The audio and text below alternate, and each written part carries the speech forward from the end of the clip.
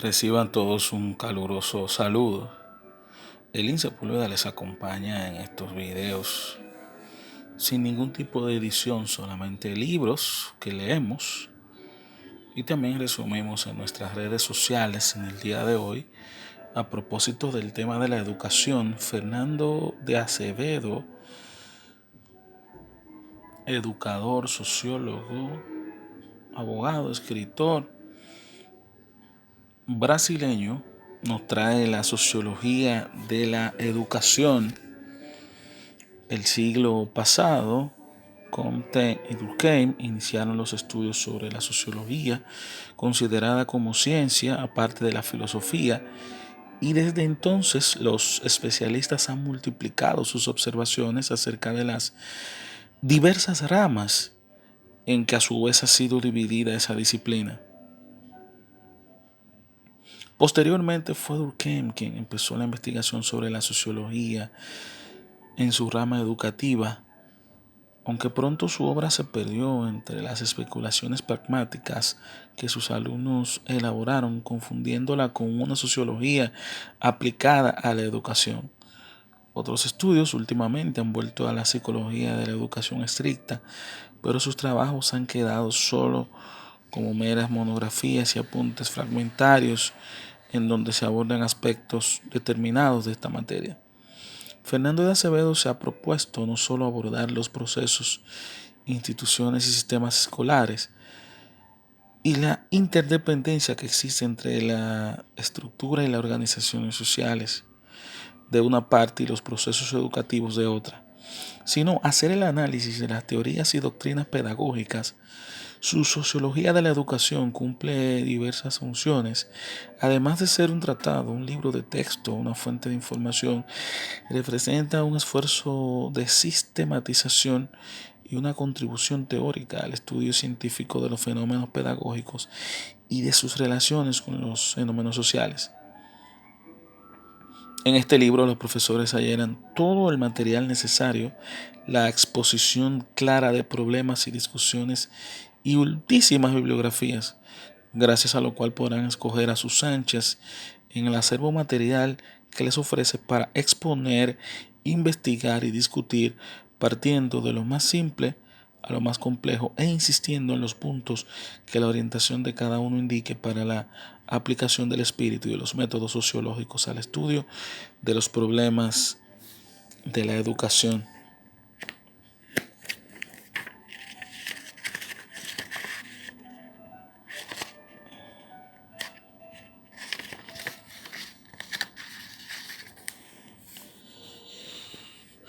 La integración del individuo en el grupo, el apego a los grupos sociales, los grupos primarios, la familia, la comunidad y los grupos recreativos,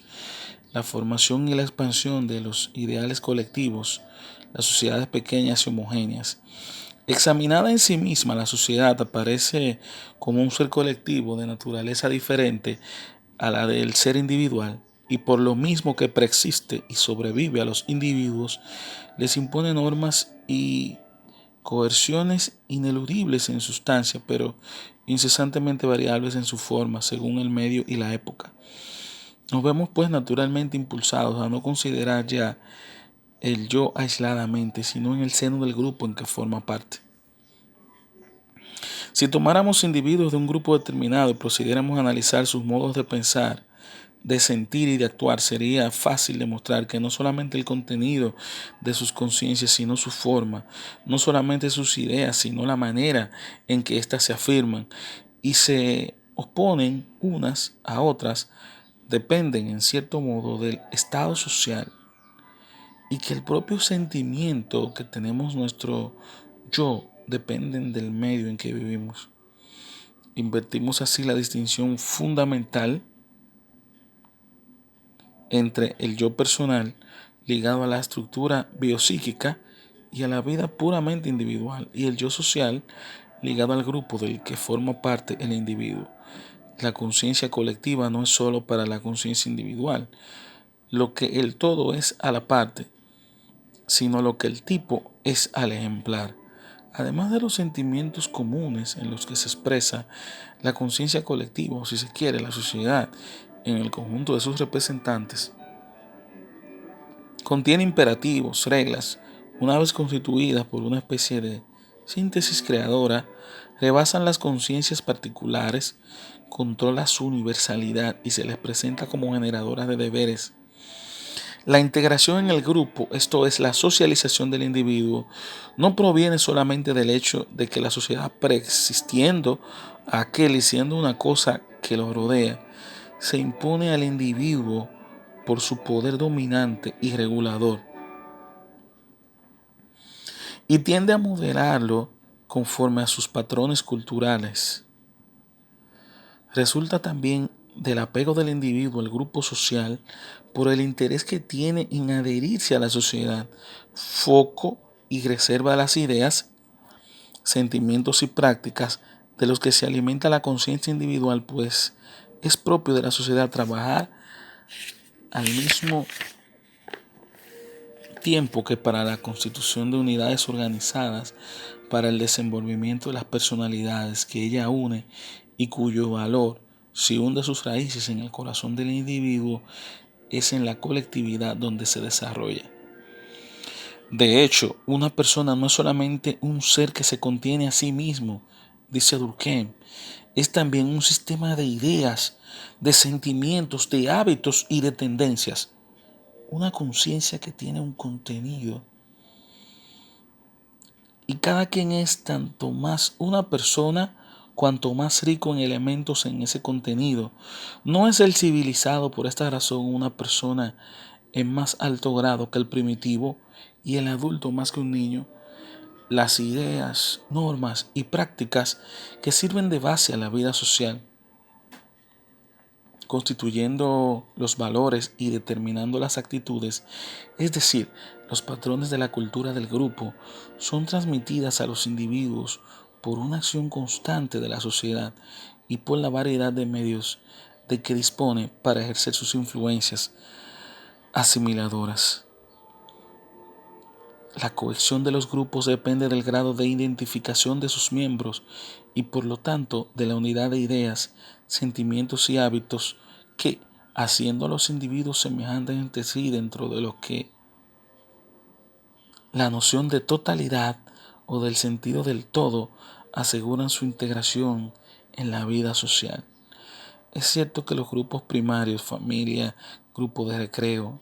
y vecindario, que según la clasificación de Cullen se caracterizan por la presencia de individuos unos a otros, face-to-face groups, ejercen la contigüidad espacial una influencia más poderosa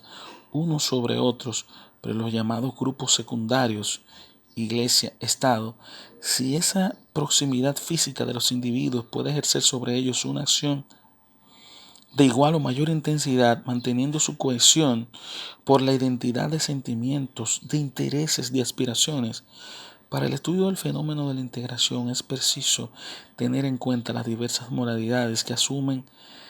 las relaciones entre los individuos. El tipo de organización social, el grado de consistencia e interpretación de los grupos que componen una sociedad y la fuerza imperativa con que se impone el patrimonio tradicional del pueblo. En todo esto, la tradición, es decir, la suma total de los patrones de cultura que el individuo encuentra al nacer, que lo envuelven y actúan sobre él de modo coercitivo en los grupos primarios como la familia y en los grupos secundarios como el Estado, por medio de todas sus fuerzas e instituciones sociales, desde la risa, que corresponde a una utilidad social y ejerce una función de freno social y de correctivo, como demostró Bergson, hasta la lengua, que siendo una parte social del lenguaje exterior al individuo, es también ella misma un sistema de representaciones colectivas, coercitivo y de naturaleza espiritual, poseyendo así el carácter esencial de la institución social, la coerción. Hasta aquí la lectura del día de hoy de Fernando de Acevedo, Sociología de la Educación. Nos vemos en el próximo libro.